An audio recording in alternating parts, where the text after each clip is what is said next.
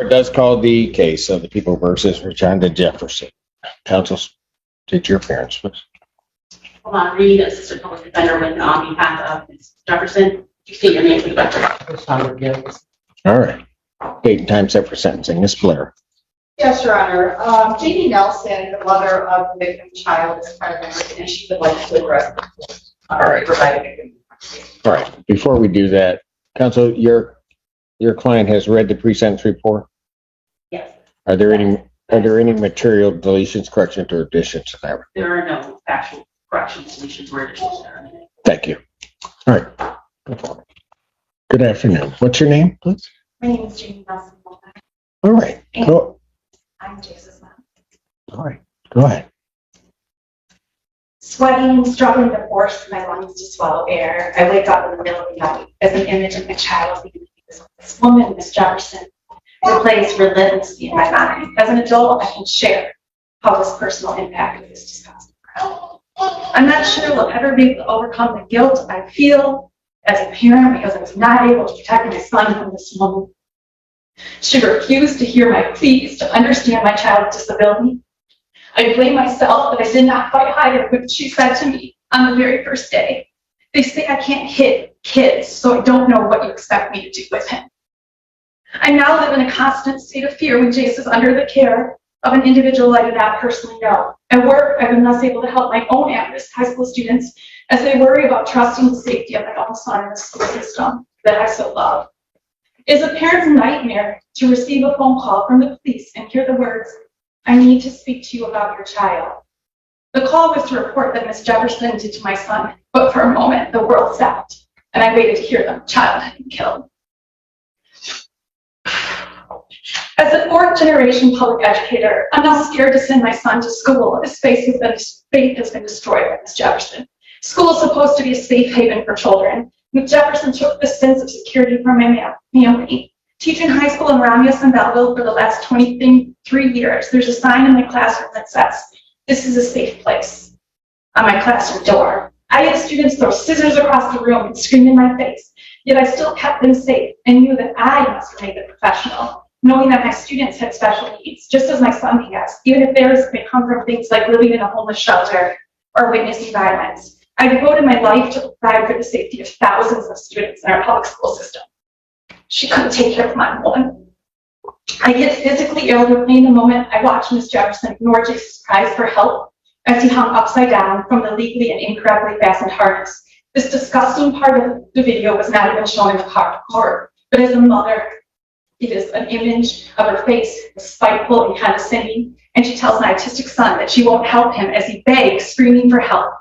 I fear this image may never leave me, and I know the sound of his screams never will. I can tell you how watching that video in a suffocating small police interrogation room changed every moment of my life forever. I'm inherently empathetic and compassionate, yet knowing that Miss Jefferson repeatedly slapped my disabled child as he was restrained on a special education bus, it's forced me to grapple with my faith in humanity.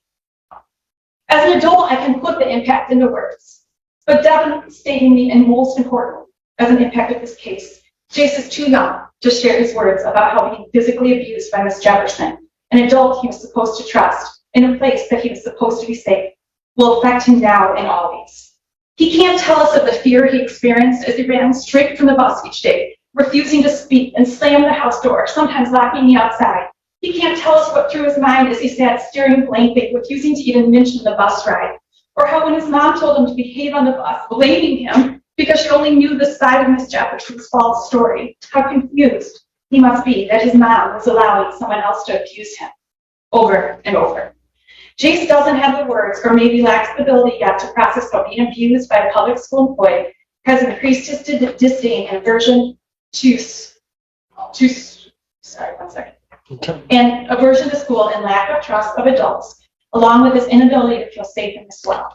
Jace had to move to another school system after this abuse, and for a child with autism, that change can be devastating.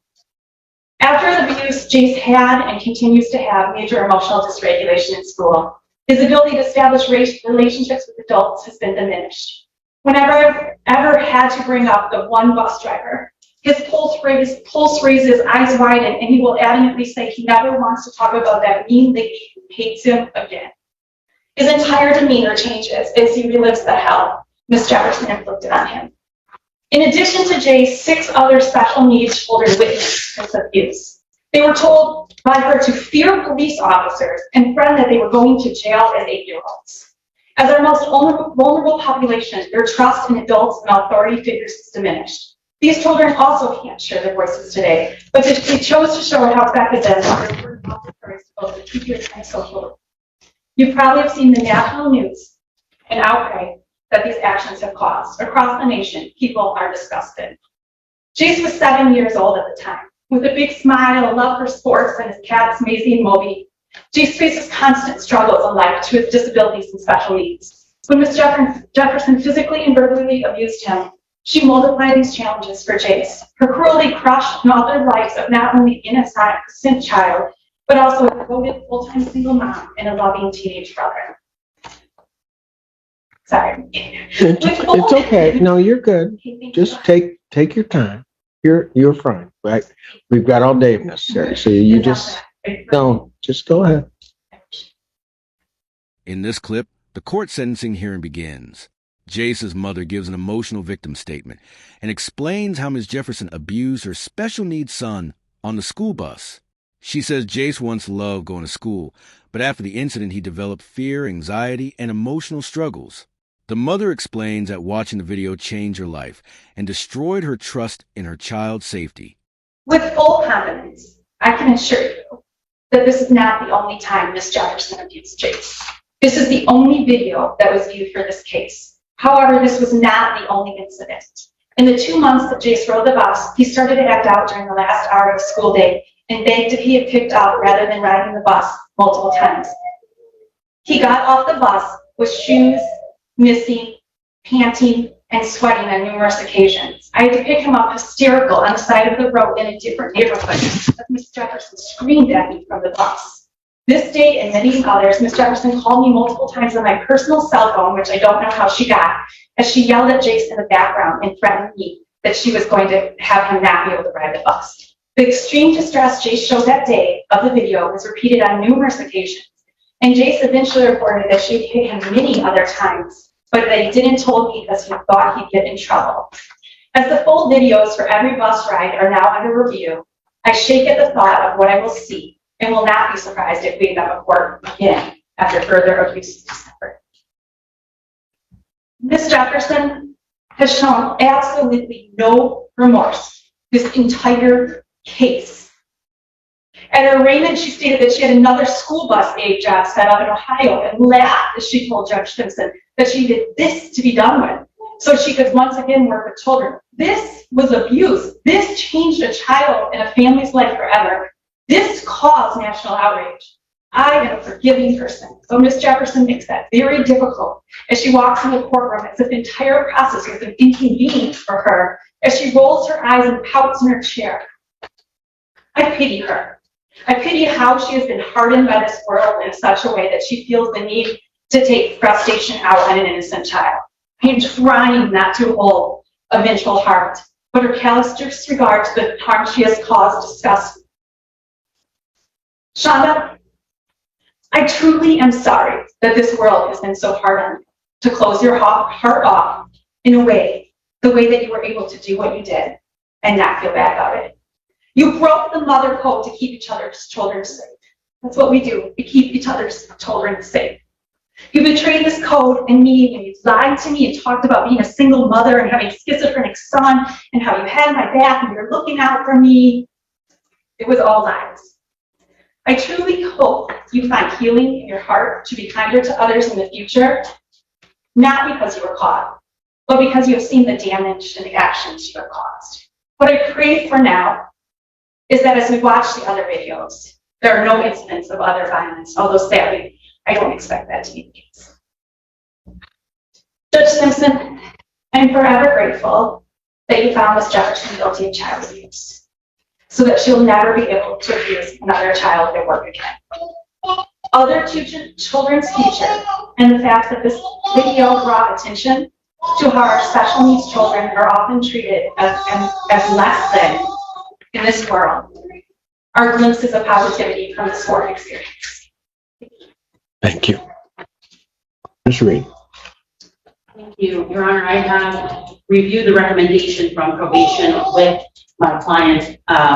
Obviously, there is a 16-month probation recommendation, which is quite serious, and she is understanding that she will have to comply with that. There's also a 15-day jail recommendation, and Ms. Jefferson would just like to ask if there was any way for the court to suspend that, as she has significant health issues. She is a person that multiple people in her family rely on for support, and she is also presently the only person at her place of employment, and would cause significant distress for them as well if she had to be taken into custody. She would lose her job and lose the stability that she provides for multiple family members. As I said, there's also a recommendation for 16 months of probation, which is 5 years and is quite significant. And she does understand and is willing to accept that portion of the recommendation. And she is just hopeful that if there's any way for her to avoid any time in custody, that the court would be willing to consider that.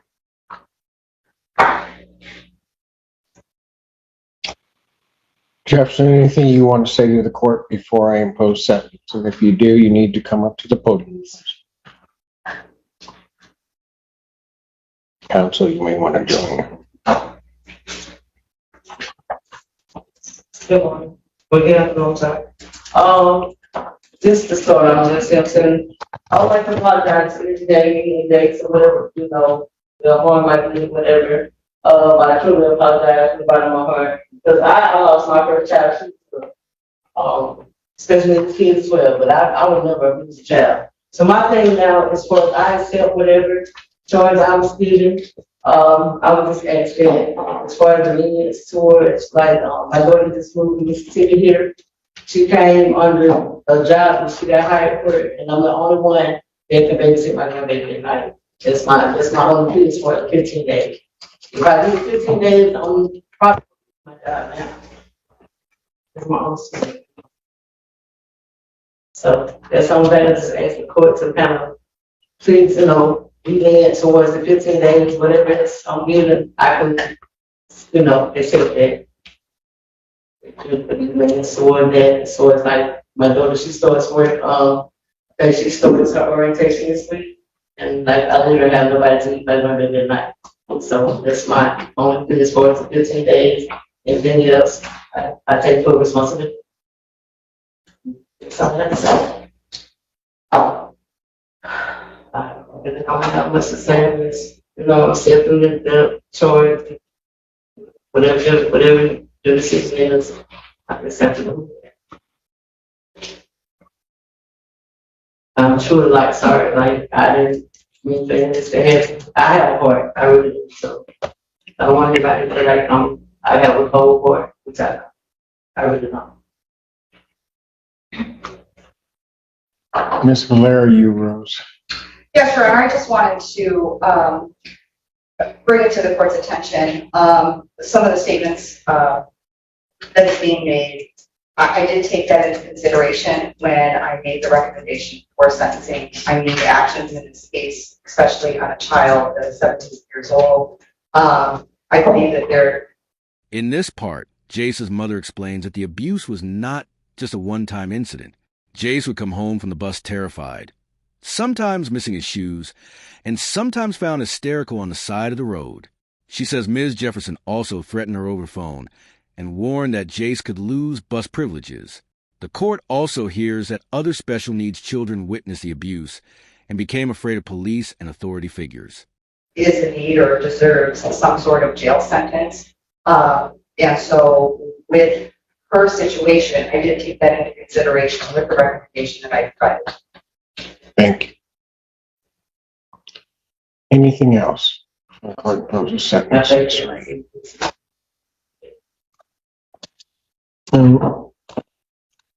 Let me first start out by at least this court's last observation. Miss Jefferson, as I listen to you start out your elocution, you turned around to Jace's parents and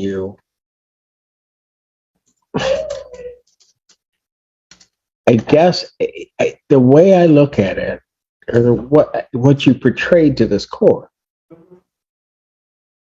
was sort of a very sort of shorthanded shrift of what Jace's mom just got up here and said. Yes, I understand. No, I don't think you do. I really don't think you do. Because after making what maybe in words was an apology, but certainly I don't think in one's heart was an apology. Every next, ma'am, if you want to continue to, no, I'm just going to tell you, if you want to continue to allocute, I'll let you do that. Okay? I will let you say whatever you want to say to this court before I impose sentence. I will not be interrupted once I begin my sentence. So if you have more to say, please do.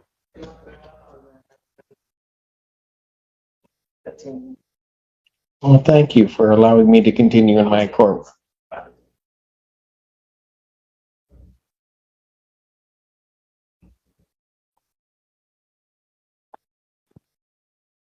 But after that, and I'll just call it what it is, because that so-called apology just now.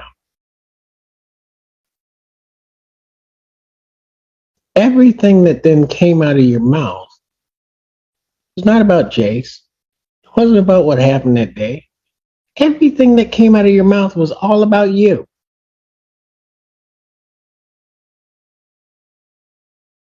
About why you can't do this, why you can't do that. And I guess that's fine because you're sentencing, but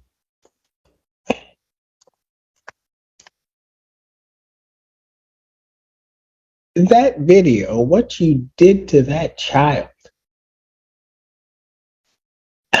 I don't even understand, to be honest with you, how that whole process started out. I cannot even imagine what could be going through, and I think it might have been the driver, that individual, and then you. I just don't even know where the mindset starts to do what you did.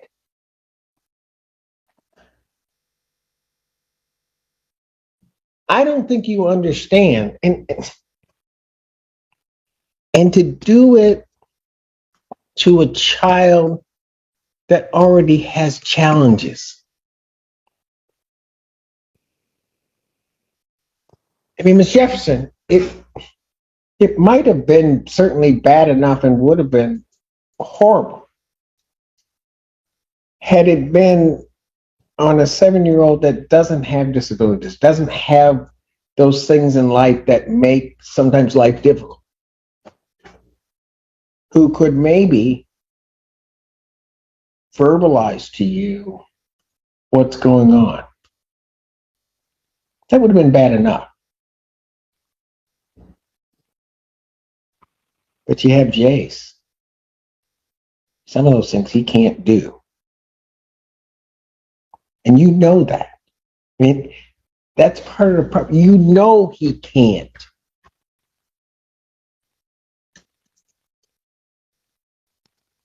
And maybe in some bizarre twist for you that made it okay because he can't tell. Because he can't, in some ways, verbally defend himself.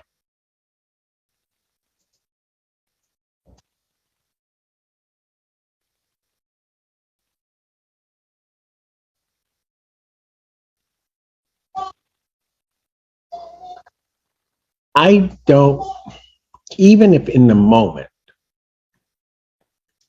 and I don't think this is the case, but even if in the moment you sort of lost control, lost your head, because everybody that happens.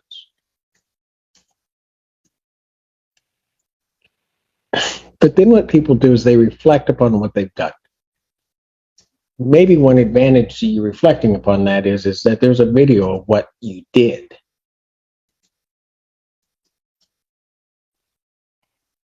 I listened very closely to the testimony that was in the case, and not only on a certain level should you have not done what you did, but you weren't even authorized to use the instrument that you used to do it. You didn't have the permission to do that, but you just did it.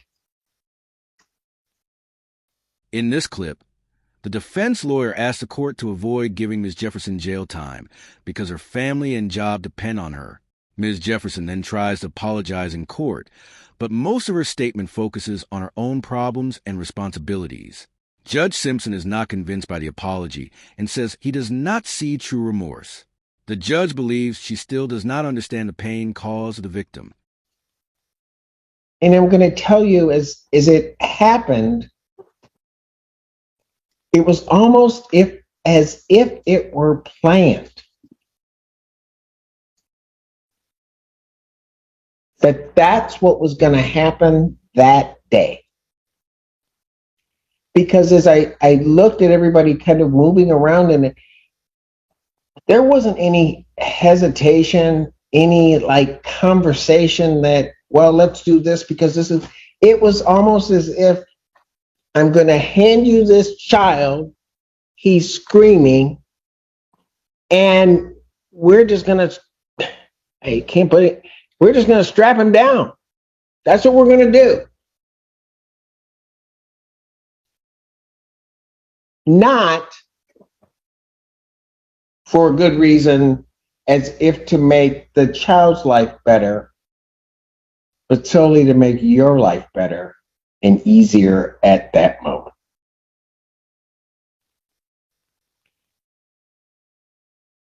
It's Jefferson, some people don't think maybe I'm paying attention sometimes, but I watched you watch how you acted through that entire trial.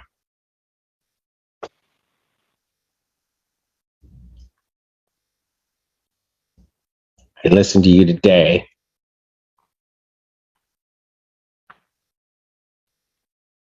And I have to agree, you have no remorse. You have no understanding of what you've done. None. Now, it may be one thing when people are sitting in a trial and certain evidence is coming out and they react a certain way. But typically,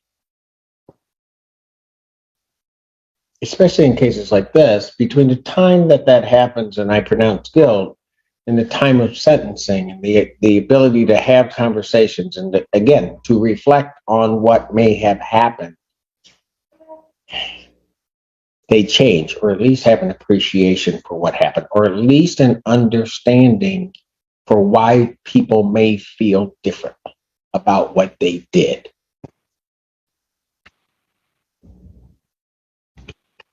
Regrettably for you, Ms. Jefferson, and maybe regrettably for us all, I expected to see that from you today. But regrettably, I didn't. I didn't in your voice, in what you said, in anything, see any caring or concern about what you did to the child.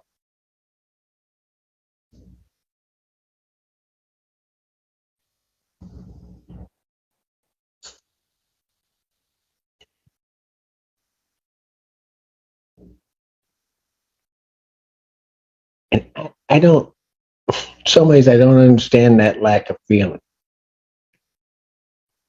She got up, and what she was saying to me, and I get it. I come from a long line of educators too. Primary job. It doesn't matter. They can be kindergartners, they can be college students, they can be whatever. The primary job of that instructor or that person in the courtroom is to protect those children. And in a lot of ways, as my parents would say to me, that's because that's somebody's baby. But she got up here and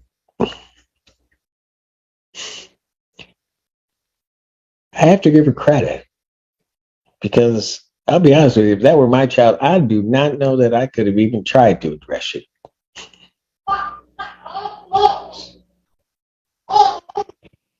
She got up here and spoke as a mother, not necessarily as a victim, or she spoke on behalf of her child. She spoke as a mother. And I don't know how a person hears that.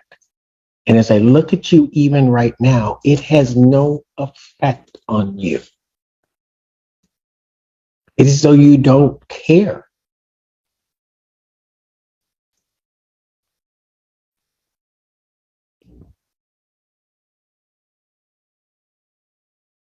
Typically, when I'm going to sentence somebody and I have absolute trust and faith in my probation department, what they take into account, what they don't take into account. In the final clip, Judge Simpson delivers strong remarks and says the abuse of a special needs child was extremely serious. He explains that Ms. Jefferson broke the child's sense of safety and trust. The court sentences her to probation, community service, and strict conditions. The judge also imposes jail time and makes it clear that the harm done to the child outweighs any personal difficulties she claims to face. And in terms of fashioning their sentence. And I appreciate what Ms. Polera has said because I know how she works. I know that she has taken everything that everybody, all of that information, taken it into account and synthesized it into the sentence.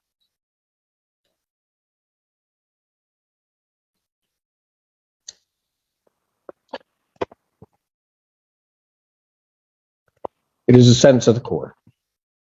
You will serve 60 months probation. You will pay $655 fines and court costs, $1,800 probation oversight fees. How are you going to pay that, man?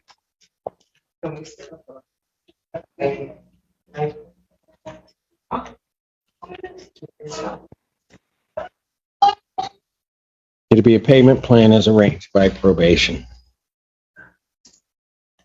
There's to be no use of alcohol, recreational marijuana, or any illegal drug. You'll be subject to random testing as requested by probation. You are to complete the anger habits program. You are to complete 50 hours of community service. You're to complete 100 hours of community service. I'm changing that.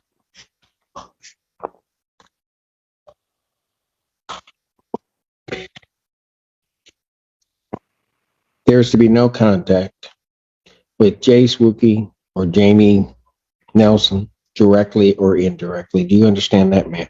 Yes, sir. There is to be no use of any type of corporal punishment toward any child. You understand that, ma'am? There is to be no assaultive, threatening, or intimidating behavior. You are not to possess any weapons, firearms, or ammunition, or anything fashioned to be a weapon. Do you understand that? Yes, sir. You are to report to probation as requested by probation, and that will include any home visits. You're to maintain employment with verification to probation.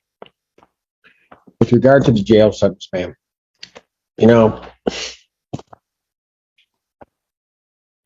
I don't mean to be flippant about it necessarily, but I'm just going to tell you this. I don't really care if you lose your job. I really don't.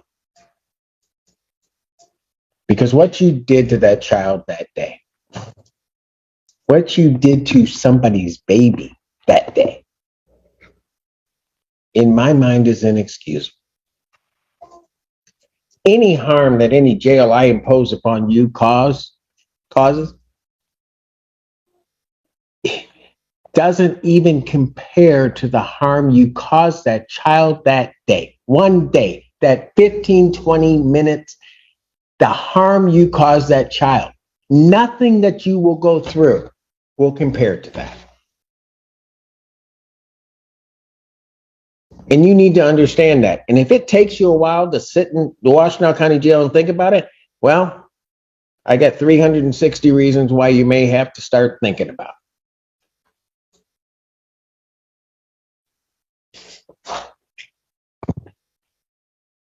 Court orders 365 days in the Washtenaw County Jail. I will give credit for 2 days served. Defendant is remanded to serve an additional 30 days as opposed to the 15. Defendant, and then the balance will be suspended. Defendant's remanded.